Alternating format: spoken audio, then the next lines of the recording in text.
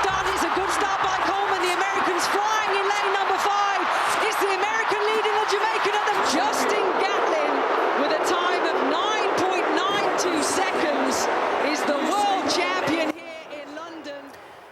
So a historic and some would say sad moment in the world of sports. Jamaican track superstar Usain Bolt has had his last solo 100-meter race before retiring. Now, the script said that the king of sprints and the fastest athlete ever just had to win the world championship title for a historic 4th time. But as you saw, Usain Bolt fell short, having to settle for the bronze. A changing of the guard, if you will, has already begun. With that, let's bring in Olympian and CBC sports analyst Anson Henry to talk us through what happened there. So, obviously the world was watching this race. We're watching.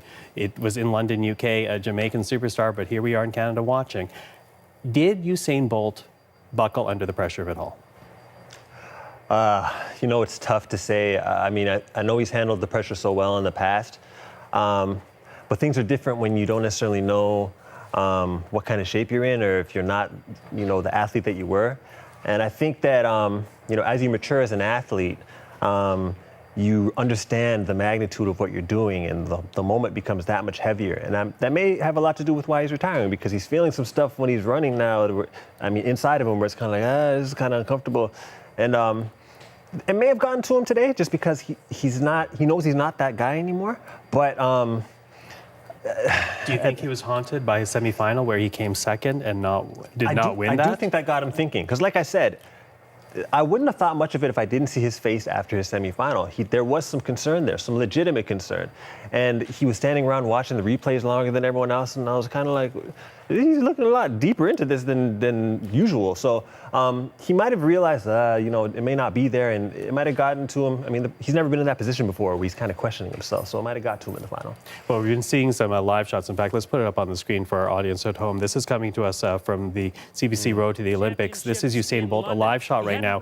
He did not win the final. He came in 3rd, but still he is taking his victory round as people keep applauding him. This has now been going on for some 15 minutes. But as we look at Usain Bolt here, Anson, I want to also bring back the race. Let's play the race for Anson and our audience at home. I want you to walk us through the 100-meter, the final that we just saw. Here we go. Walk us through when things start to occur to you. Reaction right off the jump. So immediately he's questioning himself. Race plan goes out the window. You see Coleman in his in the middle phase acceleration pulling away. And once Coleman pulls away in his acceleration, that's when you realize, okay, I already had a bad start. I'm already out of my phases. I got to catch up. He was looking over 60 meters at Coleman and trying to catch up. And you can't run like that. He's already tight in that way. And then Coleman knows Bolt's coming, and he's tightening up because he knows Bolt's coming. So they're tightening up each other's races. Gatlin's on the outside of the track, not involved in any of that, running his own race, going through his phases, completing every single phase to the best of his ability, and it's way smoother than everyone else. And he's able to come through and get the victory. And that's the 100. You never know how it's going to turn out. As you can see, Bolt's way further behind than usual. In his best races, he's at least ahead of everybody by 30 or 40 meters, and he's not even close to that. And so unpredictable. Again, we were looking at Coleman, and Gatlin comes out from the outside lane to actually take the gold, and this older than Usain Bolt. Now, we have to note a couple of things here. One, Andre de Grasse, the Canadian sprinter, had to withdraw because of a hamstring injury, so he's not in there, although people say he could have competed against Bolt in this race, and you're saying perhaps he might have even won, given what we saw. I'll tell you this.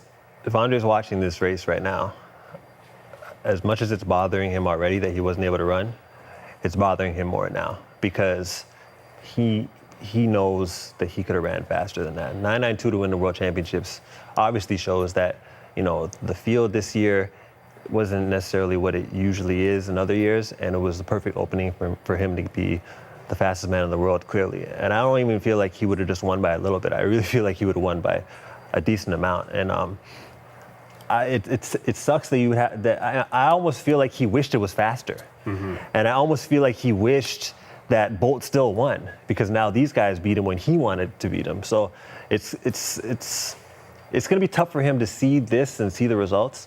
And Canadians too. They could look at this and really feel like Andre probably would have won this race. Losing time very quickly, but I have to ask you, so Usain Bolt does not win the 4th championship the way that he wanted to leave this sport, to retire out of the sport on top. He's not going to do that. He comes in at 3rd place. But there's no denying his contribution to the sport, no denying the inspiration he's been to runners around the world. Talk about that.